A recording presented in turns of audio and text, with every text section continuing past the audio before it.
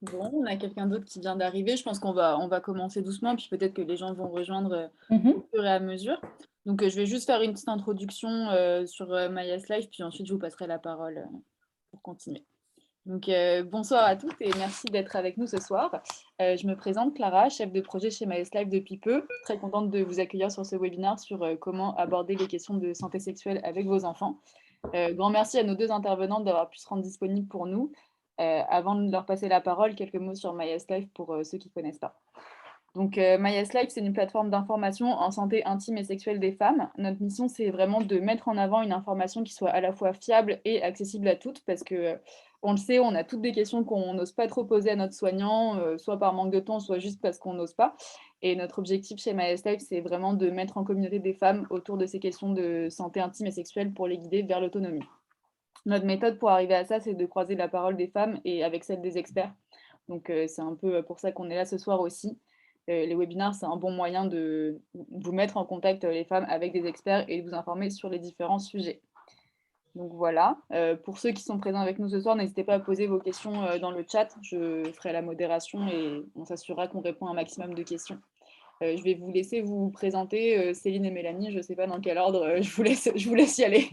Vas-y, Mélanie.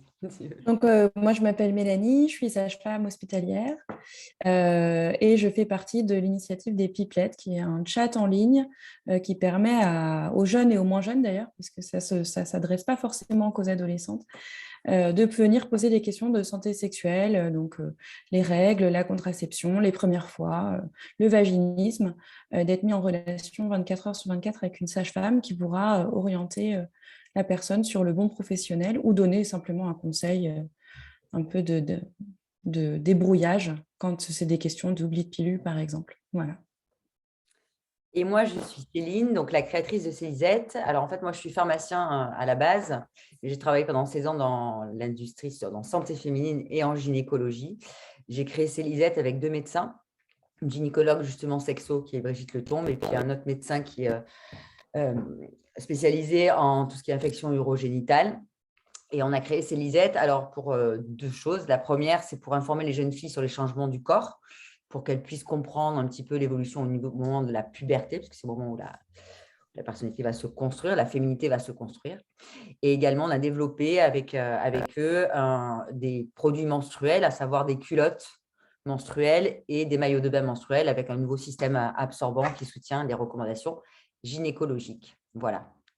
Et surtout, je suis maman de deux jeunes filles aussi, donc 14 et 11 ans. Donc, effectivement, mon expérience de maman, j'ai eu l'occasion de parler à de nombreuses reprises de cette fameuse santé sexuelle, de la fameuse intimité aux différents âges, jusqu'à Élise maintenant qui a 14 ans. Voilà. Et c'est pas fini, je pense. J'étais en sourdine. Merci beaucoup pour cette présentation. Je ne sais pas qui veut commencer. Mélanie, tu avais tout un plan assez construit, donc peut-être je te laisse commencer. Oui, bah, moi je trouvais que c'était important quand même de revenir un peu sur le développement psychosexuel de l'enfant, parce que avant d'arriver à l'adolescence, comme pas mal d'étapes avant et des choses qui sont tout à fait normales et qui sont souvent méconnues des parents. Donc j'ai découpé un petit peu mon plan sur les détails entre Ça coupe un tout petit peu, 0 Mélanie. et Peut-être juste, 3 ans pour quand même savoir comment elle change les câlins. Donc, du coup, c'est son son. Tu sais ce que je vais faire? Je vais enlever ma caméra. Je pense que ça sera plus ouais, simple. voilà. Au pire, ouais. Dites-moi si vous entendez la caméra, est-ce que ça coupe un peu moins?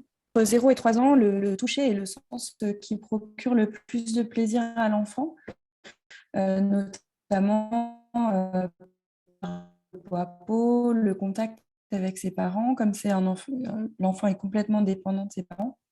Des choses, parler à l'enfant, le prévenir quand on touche, nous semble être assez important et être un prérequis à appliquer tout au long de la vie de l'enfant pour introduire la notion de consentement. Et puis à partir de 2-3 ans, se pose la question de la différence anatomique homme-femme, avec un enfant qui va s'identifier à un ou plusieurs genres, qui va rejouer des scènes de la vie quotidienne avec ses parents, comprendre que la maman, c'est pas le papa. Et il faut faire attention à ce moment-là au stéréotype de genre qu'on véhicule dans l'éducation de ses enfants, parce que ça les imprègne très très tôt. Et donc d'être assez ouvert sur les notions d'égalité de genre, de diversité physique, permet de pouvoir se développer dans un environnement qui soit plus ouvert. Et donc, du coup, de laisser une porte ouverte à l'adolescence pour une fluidité de genre ou des particularités physiques. Les jeux sexuels à cet âge-là sont surtout basés sur l'observation, l'exhibitionnisme aussi beaucoup, des enfants qui ne veulent jamais s'habiller après le bain, qui sont tout nus. C'est des choses totalement normales. Et par contre, on insiste beaucoup sur le fait que les jeux sexuels entre enfants ne doivent pas être du même. C'est tout à fait normal qu'il y ait une exploration des enfants les uns avec les autres. Il n'y a aucun problème avec ça, mais il ne faut vraiment pas que de rapport de domination ou de contrainte entre les enfants et de différences très importantes. Parce que sinon, ça peut être source de problèmes s'il y a principalement une contrainte.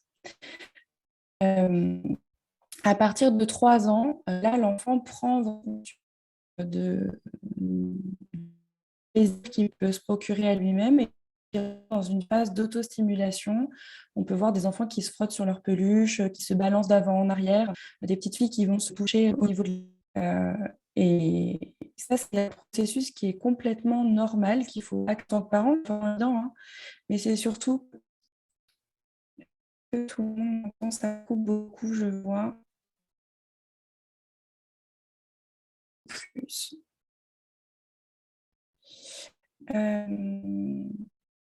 On peut faire. Est-ce que éventuellement partager mon écran pour que vous arriviez peut-être à mieux suivre? Oui, si tu veux, je pense pas que ça va régler le problème de son, mais en effet, si déjà on a un support visuel, ça peut... Beaucoup, genre, personne m'entend. Ben, ça coupe un peu, quoi. Je sais pas quoi. Je vais autoriser le Ça partage marche mieux. d'écran déjà.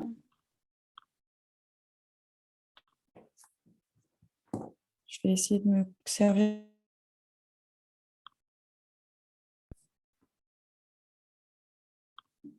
Est-ce que vous m'entendez un petit peu mieux?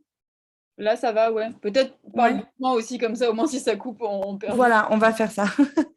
Donc, à partir de 3 ans, l'enfant entre dans une phase d'autostimulation. Donc, il va plus se frotter sur des peluches, par exemple, se balancer. Il prend conscience, en fait, qu'il peut se procurer du plaisir seul. Et à ce moment-là, il faut essayer de les laisser faire et surtout d'intégrer des notions d'intimité, de faire comprendre à l'enfant qu'il peut se toucher lui-même, mais qu'il est hors de question que quelqu'un le touche sans son accord et sans que ses parents le connaissent. Ça, c'est très important dans la prévention de la pédocriminalité. Et puis intégrer la notion d'intimité, que son corps est à soi, qu'il y a des pièces pour le faire, qu'il peut faire ça dans sa chambre, mais pas devant tout le monde au milieu d'un salon ou d'une pièce.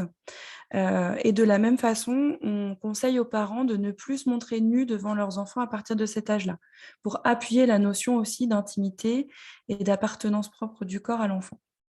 Donc on ne le touche plus sans son accord et on n'accepte pas qu'il nous touche en tant que parents ou qu'il touche quelqu'un d'autre sans son accord. C'est valable pour les frères et sœurs aussi. Il y a des parents, par exemple, qui vont faire prendre leur bain à plusieurs enfants en même temps. Ça, il n'y a pas trop de soucis, mais il faut être là pour un petit peu modérer les choses si jamais il y a une exploration des enfants les uns avec les autres.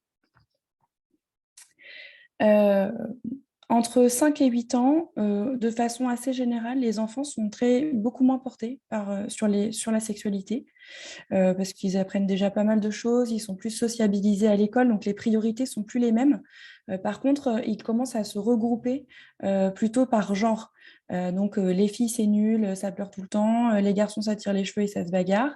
Donc essayez en tant que parent d'avoir un discours plus fluide à ce niveau-là et de ne pas stéréotyper les genres, ça c'est important, et surtout à cet âge-là, de dire à son enfant que c'est pas parce que les filles elles chouinent tout le temps que c'est parce que c'est des filles justement, mais peut-être le sociabiliser différemment. Et puis souvent vient la question de comment on fait les bébés quand elle n'est pas venue plus tôt, ça vient à cet âge-là. Alors parfois ça vient plus tôt, simplement parce que la différence d'âge entre le premier et le deuxième enfant va être de 2-3 ans. Donc, la question va peut-être se poser plutôt dans des termes un peu différents, mais entre 5 et 8 ans, souvent, la question est beaucoup plus concrète. Comment on le fait et comment il va sortir? Ça, c'est des questions qui reviennent très souvent. Et le mieux, c'est de donner des explications les plus claires possibles et de aussi lui avoir appris auparavant les différents termes d'anatomie. Souvent, on ne veut pas trop parler ni de la vulve ni du pénis, alors qu'en fait, c'est des mots qui ne sont pas plus tabous que le nez ou l'oreille. Appeler un chat, ça permet à l'enfant de connaître les noms des organes. Et donc, du coup, quand on aborde comment on fait les bébés, de pouvoir nommer les organes et d'expliquer que chaque organe a une fonction et que les filles ont un trou pour faire pipi, un trou pour sortir un bébé ou en faire un, et un trou pour faire caca. Et ça, déjà, ça donne des repères à l'enfant pour comprendre les différentes modalités pour faire un bébé. Et toujours donner des explications claires, adaptées à l'enfant, et surtout de partir toujours de ce qu'il connaît lui-même, de lui dire qu'est-ce que tu penses de comment on fait un enfant? Est-ce que tu sais? Est-ce que tu as une idée? Est-ce que ça vous donnera une piste pour savoir comment aller dans son sens? Surtout, si la question vous semble compliquée à aborder, n'hésitez pas à lui dire écoute, ta question elle est très intéressante, mais là tu vois, j'ai pas encore réfléchi à comment j'aimerais aborder les choses avec toi. Donc ce que je te propose, c'est qu'on en reparle un petit peu plus tard pour pas être pris au dépourvu. Vous n'êtes pas obligé d'aborder la réponse tout de suite comme ça, à brûle-pourpoint, sans avoir préparé votre réponse avant. Et aussi savoir qu'un enfant qui vient plusieurs fois vous reposer la question, c'est qu'il sent qu'il y a une embrouille. Les enfants, ils sentent toujours quand on a tant qu'il y a le doute est toujours là, ils vont continuer de poser des questions jusqu'à ce qu'ils aient une réponse qui les satisfasse complètement et qui répondent à toutes leurs questions. Donc, ne pas hésiter à revenir sur le sujet quand votre enfant vous repose la question. Ce n'est pas qu'il a envie de vous pousser dans vos retranchements, c'est que la question reste sans réponse ou en tout cas avec une réponse partielle. Et donc, ne pas hésiter à revenir sur le sujet. Il y a plein de lectures. Alors, je n'ai pas eu le temps de préparer de conseils de lecture, mais j'essaierai de transmettre ça à Alexandra. Suivant les âges, il y a plein de livres qui abordent la sexualité, l'anatomie chez les enfants, qui sont vraiment super, et je crois que Céline elle a des références aussi. Donc, on estime quand même qu'à partir de 9 ans, l'enfant doit savoir comment on fait les bébés de façon assez claire, doit connaître le concept d'intimité et les limites que cela suppose, connaître son anatomie avec les mots adaptés et commencer tout doucement à parler des premières menstruations. Alors 9 ans, c'est peut-être un petit peu tôt, mais en tout cas, entre 9 et 12, commencer à aborder le sujet tout doucement, parce que la puberté, c'est très variable d'une jeune fille à l'autre et d'un jeune garçon à l'autre, mais il y a des choses qui peuvent apparaître. Donc, en fonction de l'évolution de votre enfant, adapter le discours aux questions qu'elle vous pose. Et toujours aborder le consentement global dans les situations de la vie quotidienne. Parce que le consentement, c'est quelque chose de très important au niveau de la sexualité. Et si ce n'est pas abordé dans des situations un peu anodines de la vie quotidienne, ça va être difficilement abordé sur le plan de la sexualité.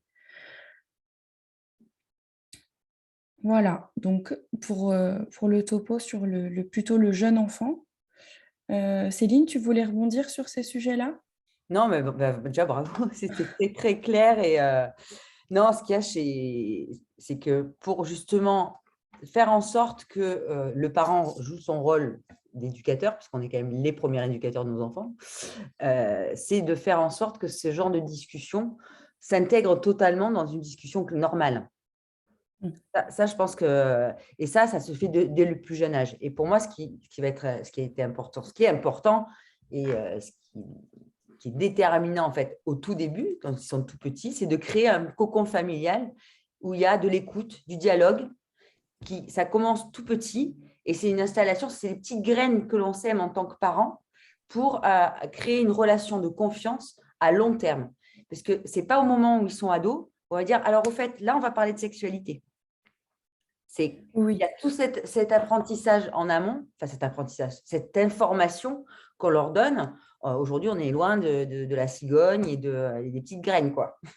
Mais il faut leur parler. Je te rejoins entièrement sur le fait d'être clair, de mettre les bons mots sur les choses et qu'ils apprennent à connaître leur intimité à la regarder, à la toucher, pour pouvoir se l'approprier, que ce soit vraiment, et la respecter. Puisque c'est la construction de soi, elle commence dès tout petit. Pour moi, c'est vrai que ce n'est pas forcément facile, toujours d'aborder cette notion de sexualité, parce que pour l'avoir fait avec mes filles, et puis pour en avoir discuté avec des experts, c'est vrai que le fait d'en parler avec ses enfants, parfois les enfants, ils projettent la sexualité de leurs parents. Ils n'ont pas forcément envie.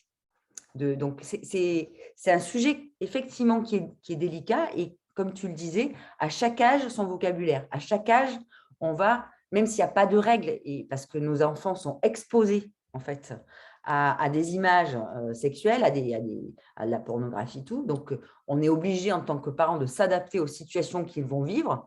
Mais l'objectif en soi, c'est de pouvoir prévenir tout ça en leur parlant en amont, en faisant en sorte que ce sujet soit banalisé et pas en disant « Ah, il faut que je te parle ». Non, surtout pas. Ça doit être dans des discussions, dans aborder, comme tu disais, partir de ce qui sait. Parce qu'ils sont à un âge, dans les tout petits, le premier âge dont tu parlais, où effectivement, ils vont assez spontanément poser des questions, où là encore, le tabou, tu disais, il y a les balades tout nus, mais effectivement, les tabous encore n'existent pas trop. Ils vont être très spontanés dans leur questionnement, quoi. Donc, c'est là, il faut saisir la perche. Ouais. Oui, et puis de la même façon que si vous surprenez vos enfants, par exemple, en train de se toucher, il faut avoir une attitude. Alors, c'est difficile en tant que parent. Enfin, moi, je suis pas maman, mais je me mets à la place. C'est pas évident de trouver la juste réaction. Il faut jamais surréagir, en fait, ni en étant fâché, ni en rigolant. Il faut essayer de trouver un juste milieu, parce qu'on s'est quand même rendu compte qu'il y a beaucoup de jeunes filles, par exemple, qui souffrent de vaginisme primaire, donc dès le début de leur sexualité, qui vont avoir un énorme blocage à la pénétration, alors que ce soit la pénétration lors d'un examen gynécologique, mais aussi dans leur vie sexuelle. Et souvent, ça remonte à des choses qui, quand même, ont une trace dans l'enfance, d'un gros tabou au niveau de la sexualité, de quelqu'un qui leur a dit que c'était dégoûtant de se toucher, qu'il fallait surtout pas faire ça. Et ça, c'est vraiment hyper délétère à long terme. De la même façon que parler de la sexualité que sur les risques de grossesse ou les risques de transmission d'IST, il y a des jeunes qui vont être complètement bloqués et qui vont être traumatisés par l'idée qu'ils pourraient tomber être enceinte et que c'est affreux de tomber enceinte ou que c'est affreux d'avoir une IST. Alors oui, effectivement, il faut faire attention à ces discours-là, mais ne pas axer tout le discours de la sexualité sur les risques, parce que sinon, c'est un peu la punition, quoi. Tout à fait. Et pour parler justement de la masturbation chez les plus petits, chez les plus jeunes, chez les petits, pour en avoir discuté encore aujourd'hui, et c'est un sujet qu'on va aborder dans une vidéo prochainement avec Célisette, c'est vrai que quand on parle masturbation, on parle sexualité, c'est tout de suite très adulte, très sexualisé, tandis qu'au final, on peut très bien partir de l'anatomie, comme tu disais, et venir à cette notion de plaisir en expliquant qu'il y a le clitoris, qu'il y a une partie qui est cachée, et du coup, on se dégage un petit peu de cette notion de sexe avec la masturbation. Et dire, et comme tu disais tout à l'heure, amener le fait que c'est de l'ordre de l'intime, que ça peut se passer dans un cadre privé, dans sa chambre et tout, qu'il n'y a rien de mal. Et alors, moi, je rajoute un petit truc de maman, parce que pour le coup, c'est ce que je dis à mes filles, de toujours avoir les mains propres. Oui. C'est bête, mais parce que ça peut donner lieu à des irritations. Et ça, c'est… Et du coup, le fait de dire ça, mine de rien, ça donne le droit de le faire. Oui. Avec des conseils. Voilà. Tu fais, il faut avoir les mains propres. Voilà, ça, c'est le conseil maman. Oui. Non, mais c'est hyper important. En fait, je pense que d'aborder les choses de façon un peu informelle, ça permet de laisser la porte ouverte à l'enfant, de venir en parler quand il en a besoin, parce qu'il sait que ses parents sont ouverts à la discussion. Par exemple, on parlait tout à l'heure des conseils de lecture.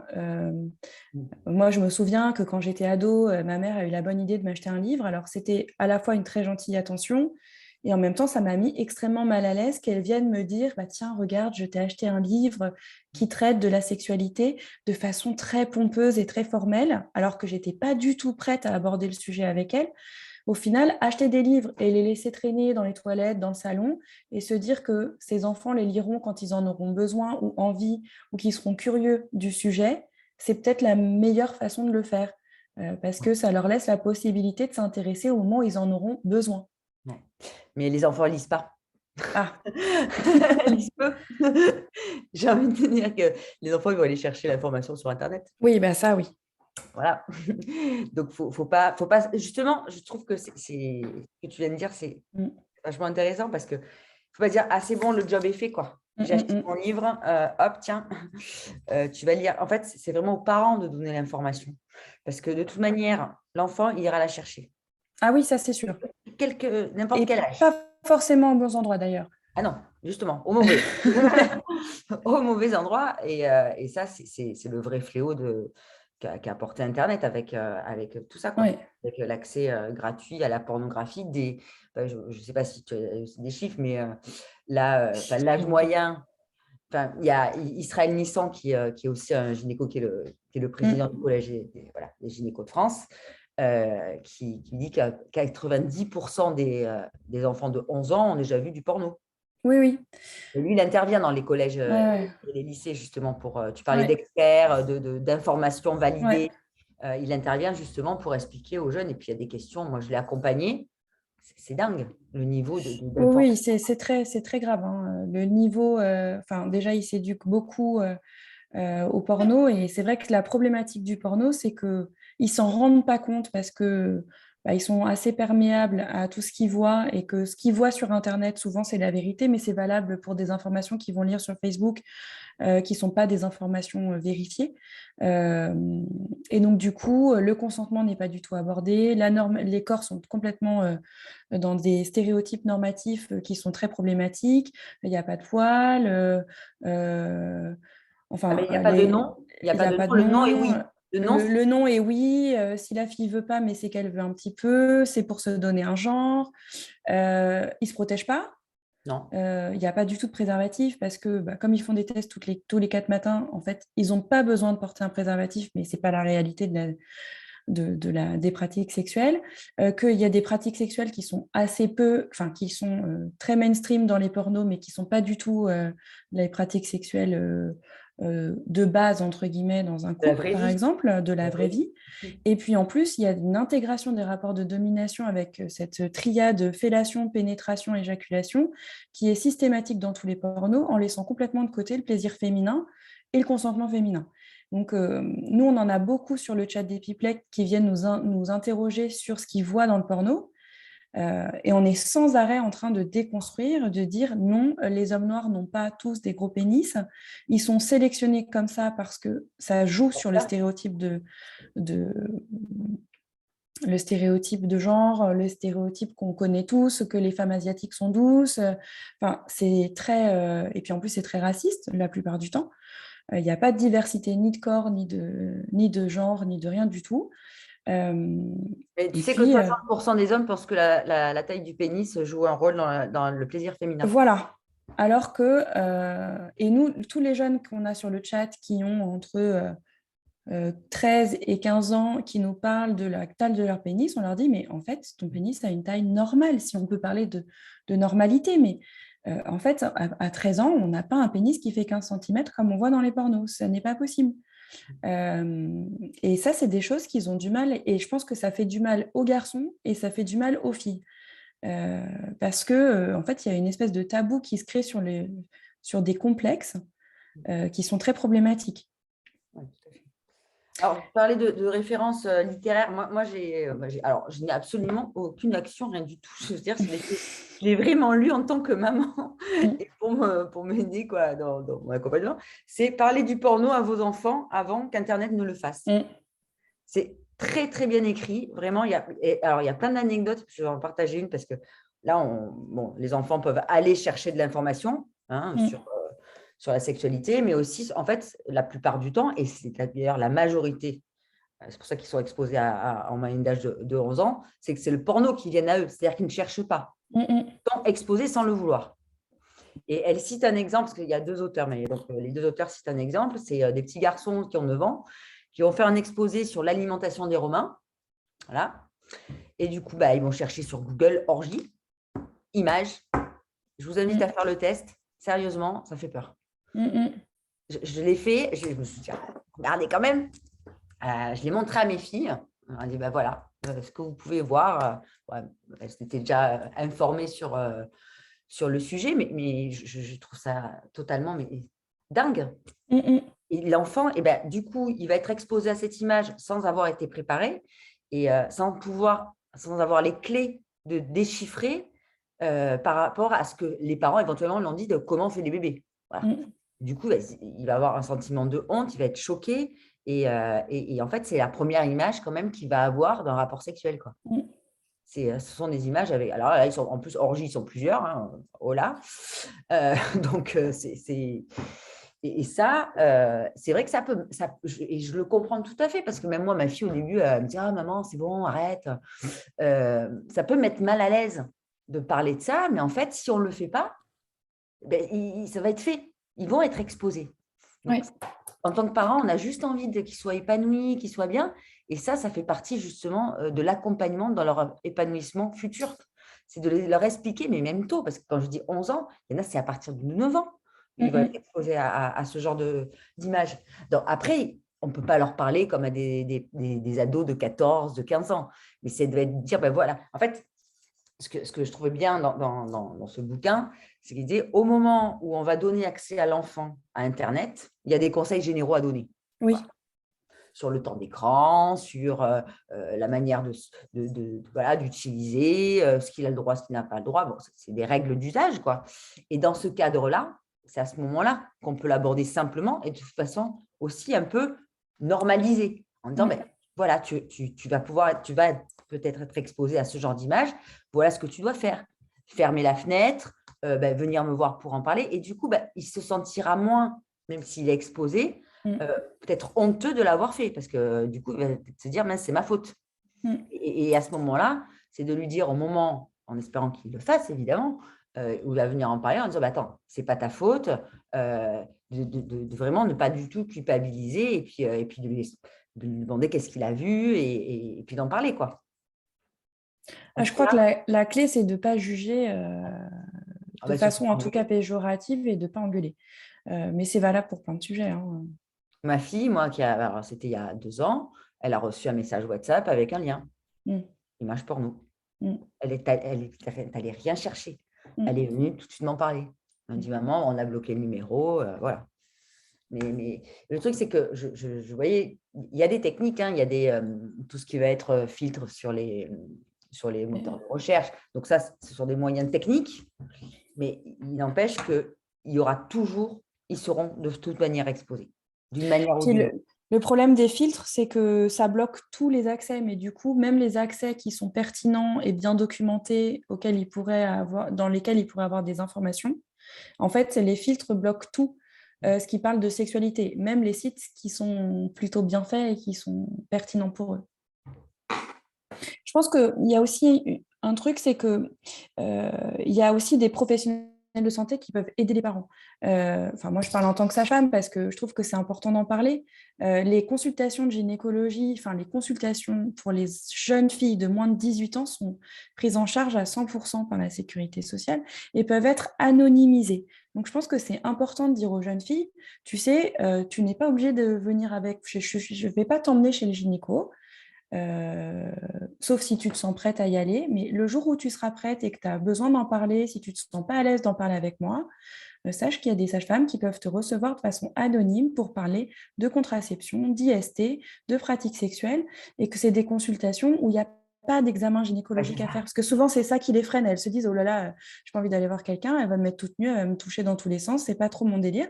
Mais de dire, voilà, il y a des professionnels qui peuvent vous aider, et ça c'est important de le dire aux jeunes filles, parce que il y en a très peu qui consultent avant le début de leur vie sexuelle, alors qu'il y a plein de choses à faire avant et plein d'informations à leur donner avant.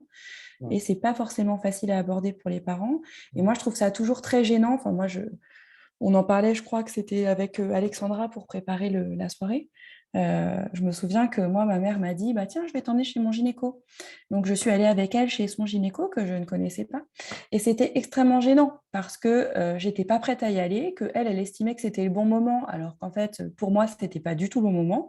que son gynéco, j'avais une espèce de conflit de loyauté parce que j'avais peur que le gynéco aille répéter à ma mère ce que je lui avais dit. Parce qu'on n'a pas notion quand on est ado que en fait, la gynéco ou la sage-femme ne va pas aller répéter à sa mère ce qu'on lui a dit. Et donc, du coup, de laisser la liberté à son ado de consulter qui elle veut, quelqu'un avec qui elle est à l'aise, et quand elle le souhaite surtout, sans la fliquer, et que de façon anonyme. Donc, anonyme, ça veut dire que le dossier sera ouvert à son nom chez la sage-femme ou chez le gynéco, mais ça n'apparaîtra pas dans vos décomptes de sécurité sociale. Et ça, du coup, ça permet à la jeune fille de pouvoir consulter quand elle veut, et que si c'est une consultation pour, par exemple, une contraception, que ses parents ne soient pas au courant que c'est une consultation pour contraception et qu'elle peut faire sa première fois en toute sécurité et en même temps en toute intimité aussi. Parce que ça, c'est toujours une grande affaire chez les jeunes, de la première fois, de comment on fait, à quel endroit on place la première fois. Et moi, j'ai été assez surprise de constater que les jeunes sont encore très attachés à la notion de virginité liée à la pénétration, alors qu'en fait, ils ont déjà eu de nombreux rapports sexuels avant qui ne qualifient pas de première fois. Et c'est là où il faut se méfier, parce qu'en fait, ils ne se protègent vraiment pas beaucoup sur ce qu'ils appellent des préliminaires, parce que pour eux, le rapport, la première fois, c'est la pénétration. Donc déjà, c'est un problème parce que pénétration vaginale, oui. Déjà, c'est un problème parce que c'est une vision totalement hétéronormative de la sexualité. Donc, tous les jeunes qui vont avoir des pratiques homosexuelles ne vont pas du tout se reconnaître dans les messages de prévention. Et ensuite, les IST, elles passent avant ça. Donc, il faut un peu prendre les devants. Nous, ce qu'on conseille, par exemple, c'est de parler du préservatif de façon assez informelle et éventuellement d'en laisser à disposition à la maison, de dire, voilà, tu t'en serviras comme tu veux, quand tu veux, mais en tout cas, il y en a, ou pendant les vacances, ou quand ils partent en vacances seuls ou avec des amis, de leur mettre des préservatifs dans leur valise.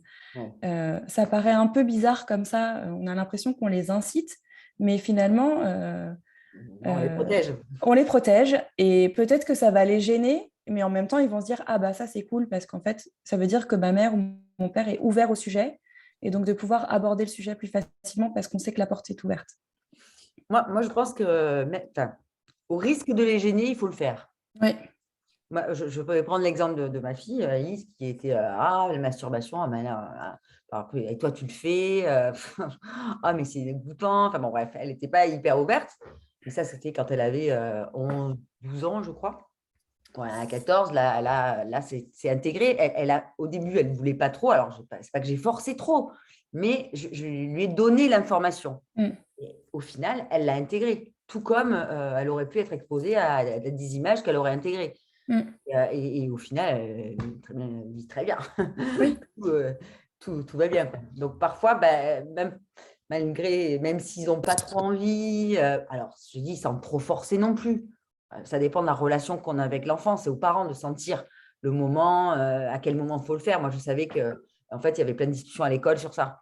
Donc, je me suis dit, il faut aborder le sujet. Il ne faut pas la laisser avec cette idée de c'est quoi, ou peut-être le sentiment de les copines en parlent, puis moi, je ne sais pas ce que c'est. Ça, c'est ce sentiment. Ils ont un besoin à cet âge-là de groupe. Et puis, il y a un système aussi d'emphase du groupe, c'est-à-dire que quand il y en a une qui raconte un truc, l'autre va surenchérir et du coup, les informations ne sont pas du tout vérifiées. Ça prend de plus en plus d'ampleur et rien n'est vérifié.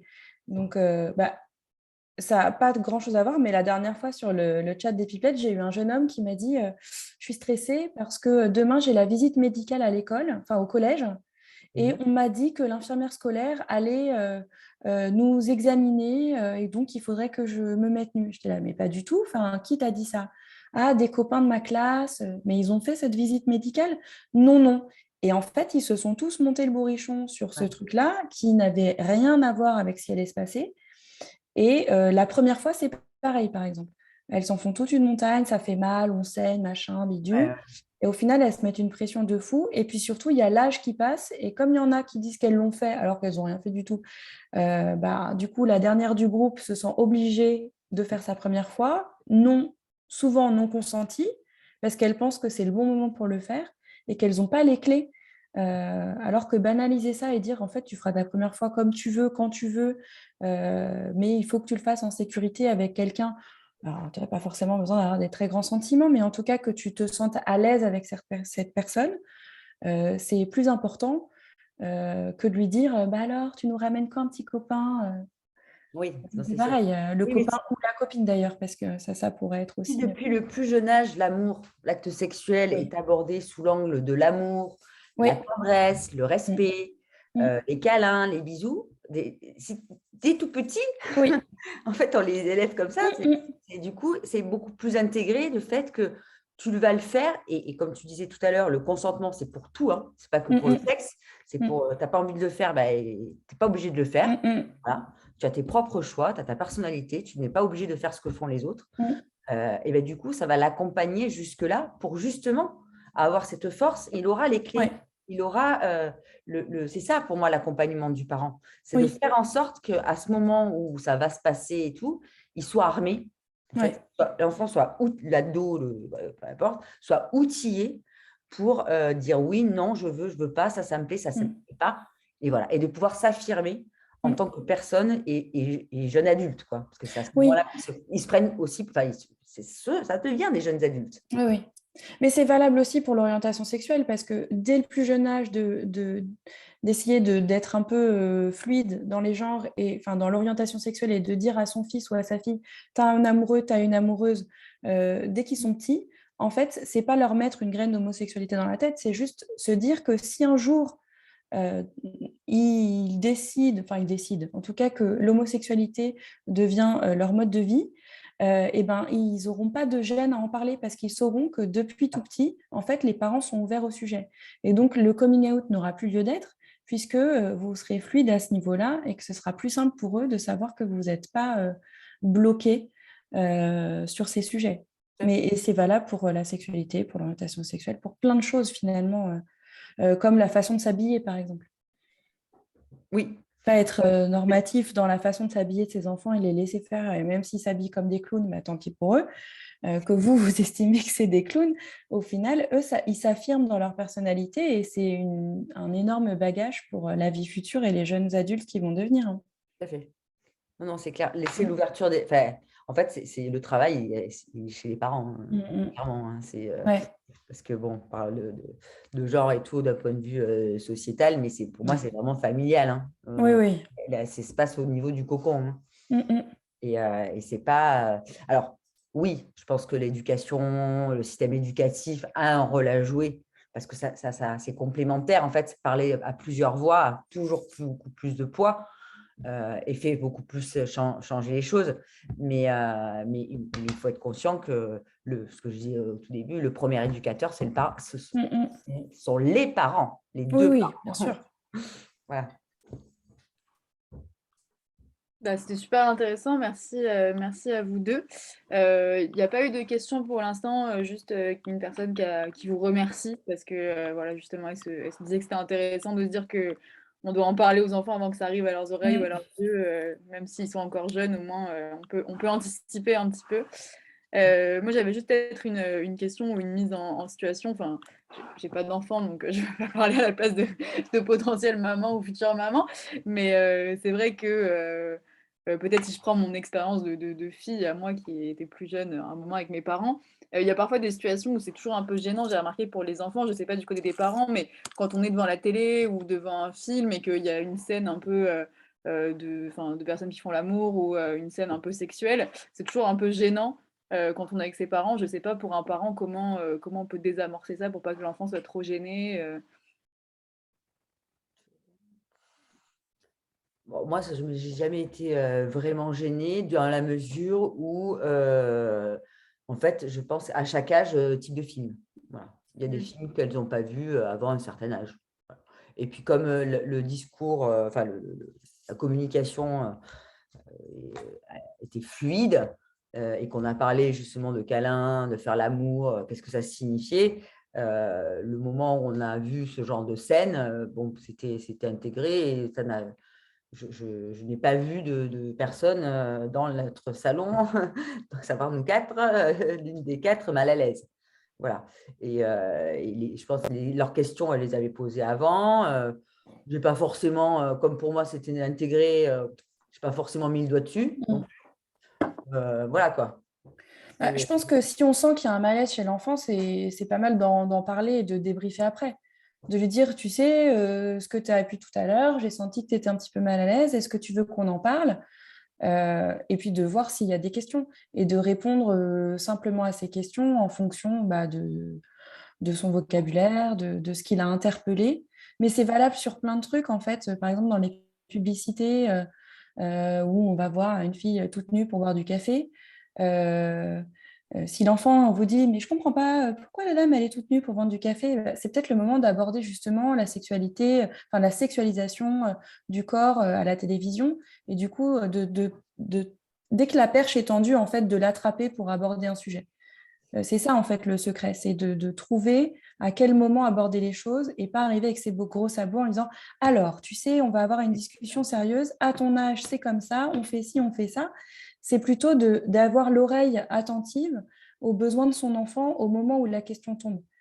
Et de lui répondre, tu verras ça quand tu seras plus grand, en fait, ce n'est pas une réponse valable pour un enfant, parce que lui, il se dit, oulala, mais quand je vais être grand, il y a quand même beaucoup de choses qu'on va aborder, ça m'a l'air d'être un petit peu angoissant, Euh, comme si c'était un secret, quelque chose de très grave, alors qu'en fait, on peut aborder plein de choses très tôt avec du vocabulaire adapté.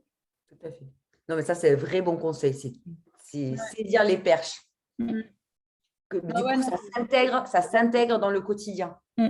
Voilà. Ce n'est pas un truc à part où on va dire, oh là là, on va en parler, attention. Mm. C'est intégré dans l'éducation que les parents vont délivrer Mm. aux enfants, quoi. Et il ne faut pas se mettre non plus la pression impérativement en disant de tel âge à tel âge. Non, ça doit se faire, Ouais. ça doit être intégré vraiment dans le quotidien. Oui, et puis si vous, enfin, encore une fois, si vous n'arrivez pas à saisir la perche, ça vaut le coup de dire, bah, ah, du coup, tu as un copain, tu as une copine en ce moment, et tes copines, elles ont un copain, une copine, vous en parlez entre vous, parce qu'elles en parlent, enfin, souvent les jeunes, ils en parlent aussi un petit peu entre eux. Et nous, on a beaucoup de jeunes filles qui nous contactent sur le chat des pipelettes en nous disant, je ne sais pas comment dire à ma mère que j'ai besoin de consulter une gynécologue ou une sage-femme parce que j'ai un copain et que on envisage de faire notre première fois, mais je ne sais pas trop comment lui en parler.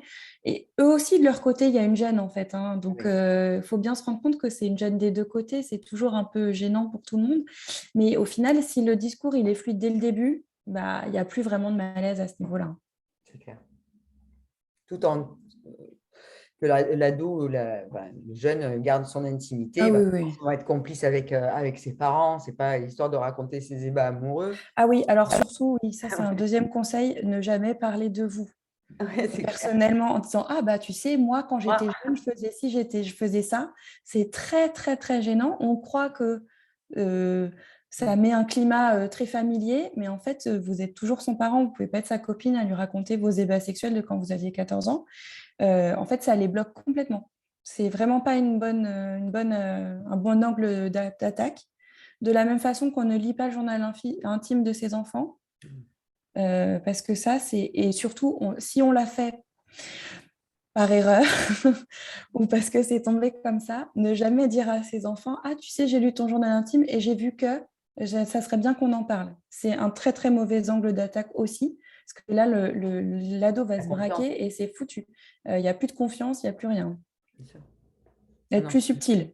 Ouais, ouais, c'est ça. Si vous C'est ça. l'avez fait, c'est pas grave, mais il vaut mieux le garder pour vous et être un petit peu plus subtil sur le sujet. La confiance n'exclut pas le contrôle, Voilà. comme on dit.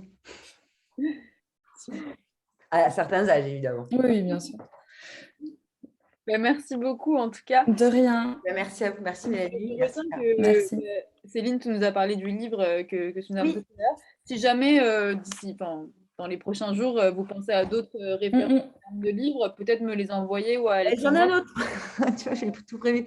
Ça, c'est Brigitte Le Tombe et Israël Nissan, du coup, qui ont écrit.